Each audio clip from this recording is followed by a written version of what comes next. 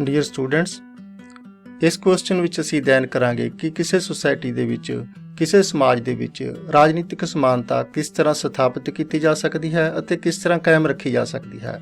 ਕਿਹੜੇ-ਕਿਹੜੇ ਉਹ ਹਾਲਾਤ ਹਨ, ਕਿਹੜੀਆਂ-ਕਿਹੜੀਆਂ ਕੰਡੀਸ਼ਨਸ ਹਨ ਜਿਹੜੀਆਂ ਰਾਜਨੀਤਿਕ ਸਮਾਨਤਾ ਦੀ ਸਥਾਪਨਾ ਲਈ ਜ਼ਰੂਰੀ ਹਨ। ਆਰਥਿਕ ਸੁਰੱਖਿਆ। ਆਰਥਿਕ ਸੁਰੱਖਿਆ ਰਾਜਨੀਤਿਕ ਸਮਾਨਤਾ ਦੀ ਪਹਿਲੀ ਕੰਡੀਸ਼ਨ ਕਹੀ ਜਾ ਸਕਦੀ ਹੈ। ਜਿੱਥੇ ਆਰਥਿਕ ਸੁਰੱਖਿਆ ਨਹੀਂ ਹੋਵੇਗੀ, ਉੱਥੇ ਰਾਜਨੀਤਿਕ ਸਮਾਨਤਾ ਵੀ ਸਥਾਪਿਤ ਨਹੀਂ ਕੀਤੀ ਜਾ ਸਕਦੀ। ਜੇਕਰ ਰਾਜ ਦੇ ਕਿਸੇ ਵਰਗ ਦੀ ਰੋਜੀ ਰੋਟੀ, ਕਿਸੇ ਵਰਗ ਦਾ ਇੰਪਲੋਇਮੈਂਟ ਕਿਸੇ ਦੂਸਰੇ ਵਰਗ ਤੇ ਨਿਰਭਰ ਕਰਦਾ ਹੈ, ਦੂਸਰੇ ਵਰਗ ਦੀ ਕਿਰਪਾ ਦ੍ਰਿਸ਼ਟੀ ਤੇ ਨਿਰਭਰ ਕਰਦਾ ਹੈ, ਤਾਂ ਕਮਜ਼ੋਰ ਵਰਗ ਕਦੇ ਵੀ ਆਪਣੇ ਰਾਜਨੀਤਿਕ ਅਧਿਕਾਰਾਂ ਦੀ ਖੁੱਲ੍ਹ ਕੇ ਵਰਤੋਂ ਨਹੀਂ ਕਰ ਸਕੇਗਾ। ਜਿਸ ਵਰਗ ਦੀ ਰੋਜੀ ਰੋਟੀ ਸ਼ਕਤੀਸ਼ਾਲੀ ਵਰਗ ਤੇ ਆਧਾਰਿਤ ਹੈ, ਉਹ ਵਰਗ ਨਾ ਇਲੈਕਸ਼ਨ ਦੇ ਵਿੱਚ ਸੁਤੰਤਰ ਤੌਰ ਤੇ ਖੜਾ ਹੋ ਸਕੇਗਾ, ਨਾ ਹੀ ਆਪਣੀ ਵੋਟ ਦਾ ਇਸਤੇਮਾਲ ਖੁੱਲ੍ਹ ਕੇ ਕਰ ਸਕੇਗਾ, ਸੁਤੰਤਰਤਾ ਨਾਲ ਕਰ ਸਕੇਗਾ। ਇਸ ਲਈ ਨਾਗਰਿਕਾਂ ਨੂੰ ਰੁਜ਼ਗਾਰ ਦੀ ਸੁਰੱਖਿਆ ਹੋਣੀ ਚਾਹੀਦੀ ਹੈ।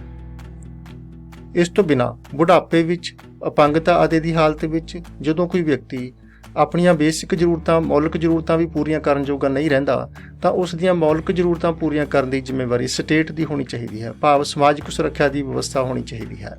ਜੇਕਰ ਇਹ ਹਾਲਾਤ ਹੋਣਗੇ, ਰੁਜ਼ਗਾਰ ਦੀ ਗਰੰਟੀ ਹੋਵੇਗੀ, ਰੁਜ਼ਗਾਰ ਸੁਰੱਖਿਅਤ ਹੋਵੇਗਾ, ਸਮਾਜਿਕ ਸੁਰੱਖਿਆ ਪ੍ਰਦਾਨ ਕੀਤੀ ਜਾਵੇਗੀ ਸਟੇਟ ਦੁਆਰਾ, ਤਾਂ ਹੀ ਕਿਸੇ ਸੁਸਾਇਟੀ ਦੇ ਵਿੱਚ ਰਾਜਨੀਤਿਕ ਸਮਾਨਤਾ ਸਥਾਪਿਤ ਕੀਤੀ ਜਾ ਸਕਦੀ ਹੈ। ਦੂਸਰੀ ਸ਼ਰਤ ਹੈ ਸਮਾਜਿਕ ਸਮਾਨਤਾ। ਜੇ ਸਮਾਜਿਕ ਸਮਾਨਤਾ ਨਹੀਂ ਹੋਵੇਗੀ ਤਾਂ ਰਾਜਨੀਤਿਕ ਸਮਾਨਤਾ ਵੀ ਸਥਾਪਿਤ ਨਹੀਂ ਕੀਤੀ ਜਾ ਸਕਦੀ। ਹਰ ਸਮਾਜ ਦੇ ਵਿੱਚ ਵੱਖੋ ਵੱਖਰੇ ਵਰਗ ਹੋ ਸਕਦੇ ਹਨ, ਹਰ ਸਮਾਜ ਦੇ ਵਿੱਚ ਵਰਗ ਹੁੰਦੇ ਹਨ, ਪਰੰਤੂ ਇਹਨਾਂ ਵਰਗਾਂ ਦੀ ਕੋਈ ਰੈਂਕਿੰਗ ਨਹੀਂ ਹੋਣੀ ਚਾਹੀਦੀ ਕਿ ਕਿਹੜਾ ਵਰਗ ਉੱਚਾ ਹੈ, ਕਿਹੜਾ ਵਰਗ ਦੂਸਰੇ ਵਰਗ ਨਾਲੋਂ ਨੀਵਾਂ ਹੈ। ਸਮਾਜਿਕ ਉੱਚ ਨੀਚ ਦੀ ਪ੍ਰਾਪਤੀ ਹੈ ਜੋ ਉਹ ਰਾਜਨੀਤਿਕ ਸਮਾਨਤਾ ਦੇ ਰਸਤੇ ਦੇ ਵਿੱਚ ਰੁਕਾਵਟ ਹੈ। ਹਰ ਸੁਸਾਇਟੀ ਦੇ ਵਿੱਚ ਕਲਾਸਿਸ ਹੋ ਸਕਦੀਆਂ ਹਨ। A ਕਲਾਸ ਹੋ ਸਕਦੀ ਹੈ, B ਕਲਾਸ ਹੋ ਸਕਦੀ ਹੈ, C ਕਲਾਸ ਹੋ ਸਕਦੀ ਹੈ, ਪਰੰਤੂ ਜੇ ਇਹ ਆਪਸ ਦੇ ਵਿੱਚ ਬਰਾਬਰ ਹਨ, ਇਹਨਾਂ ਨਾਲ ਕੋਈ ਭੇਦਭਾਵ ਨਹੀਂ ਕੀਤਾ ਜਾਂਦਾ, ਤਾਂ ਅਸੀਂ ਇਹ ਨਹੀਂ ਕਹਿ ਸਕਦੇ ਕਿ ਇਹ ਕਲਾਸੀਫਿਕੇਸ਼ਨ ਜੋ ਹੈ, ਇਹ ਵਰਗ ਵੰਡ ਹੈ, ਇਹ ਰਾਜਨੀਤਿਕ ਸਮਾਨਤਾ ਦੇ ਰਸਤੇ ਵਿੱਚ ਰੁਕਾਵਟ ਹੈ। ਪਰੰਤੂ ਜੇ ਕਲਾਸਿਸ ਇਸ ਤਰ੍ਹਾਂ ਦੀਆਂ ਹੋਣਗੀਆਂ ਕਿ A ਕਲਾਸ ਵੀ ਹੈ, B, C ਤੇ D ਇਸ ਤਰ੍ਹਾਂ ਦੀਆਂ ਕਲਾਸਿਸ ਹਨ ਕਿਸੇ ਸੁਸਾਇਟੀ ਦੇ ਵਿੱਚ, ਤੇ ਉਹਨਾਂ ਦੀ ਦਰਜੇਬੰਦੀ ਕੀਤੀ ਹੋਈ ਹੈ ਕਿ ਇੱਕ ਕਲਾਸ, ਇੱਕ ਕਾਸਟ ਜਾਂ ਇੱਕ ਰੇਸ ਸਾਰਿਆਂ ਤੋਂ ਉੱਪਰ ਹੈ, ਇੱਕ ਕਲਾਸ ਉਸ ਤੋਂ ਹੇਠਾਂ ਹੈ, ਇੱਕ ਕਲਾਸ ਇਸ ਤਰ੍ਹਾਂ ਦੀ ਹੈ ਜਾਂ ਇੱਕ ਰੇਸ ਇਸ ਤਰ੍ਹਾਂ ਦੀ ਹੈ ਜਾਂ ਇੱਕ ਕਾਸਟ ਇਸ ਤਰ੍ਹਾਂ ਦੀ ਹੈ ਜਿਹੜੀ ਸਾਰਿਆਂ ਤੋਂ ਹੇਠਾਂ ਹੈ। ਜਿੱਥੇ ਇਹ ਦਰਜੇਬੰਦੀ ਕੀਤੀ ਜਾਵੇਗੀ, ਉੱਥੇ ਰਾਜਨੀਤਿਕ ਸਮਾਨਤਾ ਸਥਾਪਿਤ ਨਹੀਂ ਕੀਤੀ ਜਾ ਸਕਦੀ।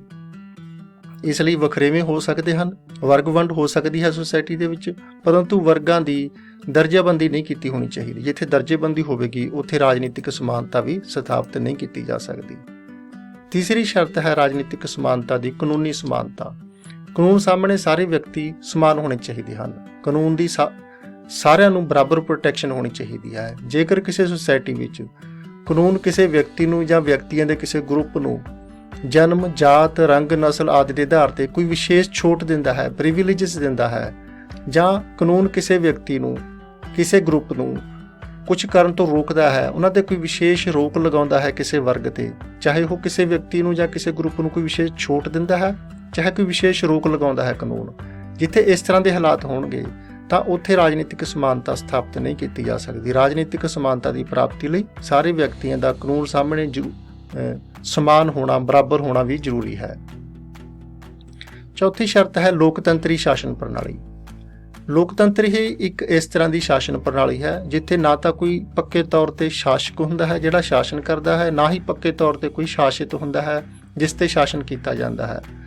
ਲੋਕਤੰਤਰ ਦੇ ਵਿੱਚ ਸੰਵਿਧਾਨਕ ਸਾਧਨਾਂ ਦੀ ਵਰਤੋਂ ਕਰਕੇ ਜਿਹੜੇ ਰਾਜ ਕਰਨ ਵਾਲੇ ਨੇ ਉਹ ਪ੍ਰਜਾ ਬਣ ਸਕਦੇ ਹਨ, ਜਿਹੜੀ ਪ੍ਰਜਾ ਹੈ ਉਹ ਸ਼ਾਸਕ ਬਣ ਸਕਦੀ ਹੈ, ਰਾਜ ਕਰਨ ਵਾਲੀ ਬਣ ਸਕਦੀ ਹੈ।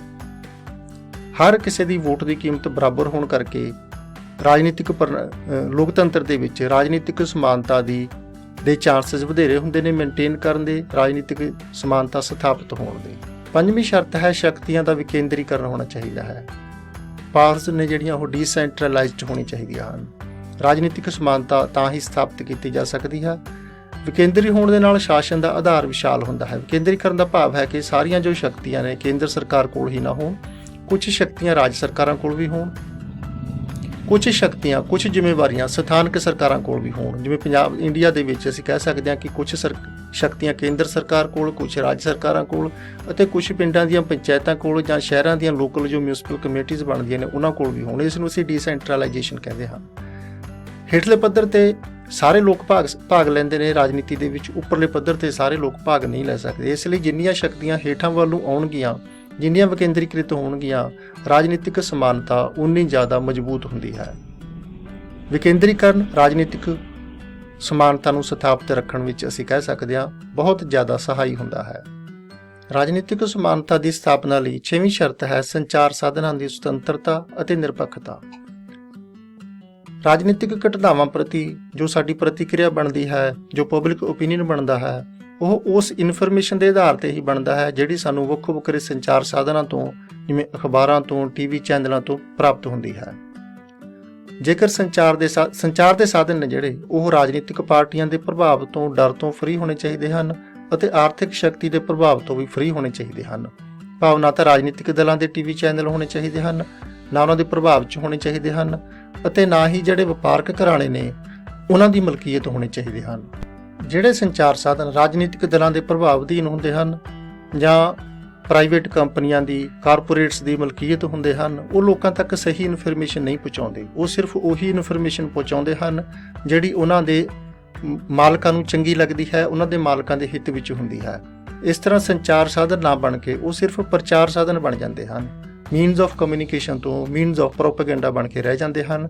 ਜਦੋਂ ਲੋਕਾਂ ਤੱਕ ਇਸ ਤਰ੍ਹਾਂ ਦੀ ਜਾਣਕਾਰੀ ਪਹੁੰਚੇਗੀ, ਅਧੂਰੀ ਜਾਣਕਾਰੀ ਪਹੁੰਚੇਗੀ, ਪੱਖਪਾਤੀ ਜਾਣਕਾਰੀ ਪਹੁੰਚੇਗੀ, ਤਾਂ ਇਸ ਤਰ੍ਹਾਂ ਦੇ ਸਮਾਜ ਦੇ ਵਿੱਚ ਰਾਜਨੀਤਿਕ ਸਮਾਨਤਾ ਸਥਾਪਿਤ ਨਹੀਂ ਕੀਤੀ ਜਾ ਸਕਦੀ। 7ਵੀਂ ਕੰਡੀਸ਼ਨ ਹੈ ਸਿੱਖਿਆ ਦੀ ਸਰਵ ਵਿਆਪਕਤਾ, ਯੂਨੀਵਰਸਲਾਈਜੇਸ਼ਨ ਆਫ ਐਜੂਕੇਸ਼ਨ। ਆਪਣੇ ਰਾਜਨੀਤਿਕ ਅਧਿਕਾਰਾਂ ਦੀ ਪਹਿਚਾਣ ਕਰਨ ਲਈ ਜ਼ਰੂਰੀ ਹੈ ਕਿ ਸਾਰੇ ਨਾਗਰਿਕ ਸਮਾਜ ਦੇ ਸਿੱਖਿਅਤ ਹੋਣ। ਅਨਪੜ੍ਹ ਵਿਅਕਤੀ ਸ਼ਾਸਨ ਪ੍ਰਣਾਲੀ ਦੀਆਂ ਬਰੀਕੀਆਂ ਨੂੰ ਚੰਗੀ ਤਰ੍ਹਾਂ ਨਹੀਂ ਸਮਝ ਸਕਦਾ ਅਤੇ ਬੜੀ ਛੇਤੀ ਜੋ ਰਾਜਨੀਤਿਕ ਪਾਰਟੀਆਂ ਨੇ ਉਹਨਾਂ ਦੇ ਪ੍ਰਚਾਰ ਦੇ ਵਿੱਚ, ਕੂੜ ਪ੍ਰਚਾਰ ਦੇ ਵਿੱਚ, ਉਹਨਾਂ ਦੇ ਬਹਿਕਾਵੇ ਵਿੱਚ ਆ ਕੇ ਆਪਣੀ ਵੋਟ ਦਾ ਗਲਤ ਇਸਤੇਮਾਲ ਵੀ ਕਰ ਲੈਂਦਾ ਹੈ, ਗਲਤ ਲੋਕਾਂ ਨੂੰ ਸ਼ਾਸਨ ਸੌਂਪ ਦਿੰਦਾ ਹੈ। ਅਜਿਹੇ ਵਿਅਕਤੀਆਂ ਦਾ ਜਿਹੜਾ ਭੋਲਾਪਣ ਹੈ ਅਨਪੜ੍ਹ ਵਿਅਕਤੀਆਂ ਦਾ, ਉਹਨਾਂ ਦੇ ਭੋਲੇਪਣ ਦਾ ਫਾਇਦਾ ਸ਼ਕਤੀ ਦੇ ਸੁਦਾਗਰ, ਪਾਵਰ ਬ੍ਰੋਕਰਜ਼ ਨੇ, ਜਿਹੜੇ ਸੋ ਕਾਲਡ ਜਿਹੜੇ ਲੋਕ ਸੇਵਕ ਨੇ, ਰਾਜਨੀਤੀਵਾਨ ਨੇ, ਉਹ ਬੜੀ ਆਸਾਨੀ ਨਾਲ ਉਠਾ ਲੈਂਦੇ ਹਨ। ਉਹਨਾਂ ਨੂੰ ਵਕਤੀ ਨਾਅਰਿਆਂ ਦੇ ਵਿੱਚ ਉਲਝਾਇਆ ਜਾਂਦਾ ਹੈ, ਉਹਨਾਂ ਨੂੰ ਮੌਕੇ ਤੇ ਕੁਝ ਸਹੂਲਤਾਂ ਦਿੱਤੀਆਂ ਜਾਂਦੀਆਂ ਹਨ ਅਤੇ ਫਿਰ ਰਾਜਨੀਤਿਕ ਸ਼ਕਤੀ ਪ੍ਰਾਪਤ ਕਰਕੇ ਉਹਨਾਂ ਨੂੰ ਫਿਰ ਇੱਕ ਤਰ੍ਹਾਂ ਨਾਲ 5 ਸਾਲ ਲਈ ਗੁਲਾਮ ਬਣਾ ਲਿਆ ਜਾਂਦਾ ਹੈ। ਇਸ ਲਈ ਰਾਜਨੀਤਿਕ ਸਮਾਨਤਾ ਦੀ ਸਥਾਪਨਾ ਲਈ ਜ਼ਰੂਰੀ ਹੈ ਕਿ ਰਾਜ ਦੇ ਸਾਰੇ ਨਾਗਰਿਕ ਨੇ ਜਿਹੜੇ ਉਹ ਪੜ੍ਹੇ ਲਿਖੇ ਹੋਣ। ਇਹਨਾਂ ਸਾਰੀਆਂ ਕੰਡੀਸ਼ਨ ਨੂੰ ਡਿਸਕਸ ਕਰਨ ਤੋਂ ਬਾਅਦ ਅਸੀਂ ਸਿੱਟਾ ਕੱਢ ਸਕਦੇ ਹਾਂ ਕਿ ਰਾਜਨੀਤਿਕ ਸਮਾਨਤਾ ਦੀ ਪ੍ਰਾਪਤੀ ਲਈ ਲੋਕਤੰਤਰ ਸਰਵ ਉੱਤਮ ਕਿਸਮ ਦੀ ਸਰਕਾਰ ਹੈ। ਹੋਰ ਕਿਸੇ ਵੀ ਕਿਸਮ ਦੀ ਸਰਕਾਰ ਵਿੱਚ, ਚਾਹੇ ਰਾਜਤੰਤਰ ਹੋਵੇ, ਚਾਹੇ ਤਾਨਾਸ਼ਾਹੀ ਹੋਵੇ, ਉੱਥੇ ਰਾਜਨੀਤਿਕ ਸਮਾਨਤਾ ਸਥਾਪਿਤ ਕਰਨੀ ਲਗਭਗ ਅਸੰਭਵ ਹੁੰਦੀ ਹੈ। ਜੇ ਕਿਤੇ ਸੰਭਵ ਹੈ ਤਾਂ ਲੋਕਤੰਤਰ ਵਿੱਚ ਹੀ ਸੰਭਵ ਹੈ, ਪਰੰਤੂ ਇਕੱਲੇ ਲੋਕਤੰਤਰ ਦੀ ਸਥਾਪਨਾ ਕਰਨ ਨਾਲ ਹੀ ਰਾਜਨੀਤਿਕ ਸਮਾਨਤਾ ਸਥਾਪਿਤ ਹੋਣ ਦੀ ਗਰੰਟੀ ਨਹੀਂ ਹੁੰਦੀ। ਇਸ ਲਈ ਜਿਹੜੇ ਹਾਲਾਤ ਨੇ, ਜਿਹੜਾ ਇਨਵਾਇਰਮੈਂਟ ਹੈ, ਉਹ ਵੀ ਲੋਕਤੰਤਰ ਦੇ ਅਨੁਕੂਲ ਹੋਣਾ ਚਾਹੀਦਾ ਹੈ, ਸਾਜ਼ਗਾਰ ਹੋਣਾ ਚਾਹੀਦਾ ਹੈ। ਕਿਹੜੀਆਂ ਕੰਡੀਸ਼ਨਸ ਨੇ ਇਸ ਸਾਜ਼ਗਾਰ ਇਨਵਾਇਰਮੈਂਟ ਦੀਆਂ? ਸਿੱਖਿਆ ਸਰਵ ਵਿਆਪਕ ਹੋਣੀ ਚਾਹੀਦੀ ਹੈ, ਸਾਰੇ ਲੋਕ ਸਿੱਖਿਅਤ ਹੋਣੇ ਚਾਹੀਦੇ ਹਨ। ਲੋਕਾਂ ਦਾ ਰਾਸ਼ਟਰੀ ਚਰਿੱਤਰ ਉੱਚ ਪੱਧਰਾ ਹੋਣਾ ਚਾਹੀਦਾ ਹੈ।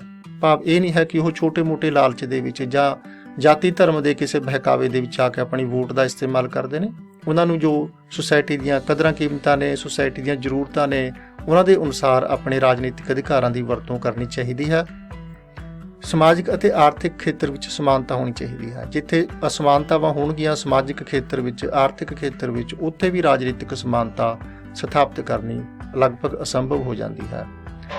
ਇਸ ਤਰ੍ਹਾਂ ਦੇ ਵਾਤਾਵਰਣ ਦੇ ਵਿੱਚ ਹੀ ਰਾਜਨੀਤਿਕ ਸਮਾਨਤਾ ਨੂੰ ਮਾਣਿਆ ਜਾ ਸਕਦਾ ਹੈ, ਕਾਇਮ ਰੱਖਿਆ ਜਾ ਸਕਦਾ ਹੈ। ਬਹੁਤ ਬਹੁਤ ਧੰਨਵਾਦ।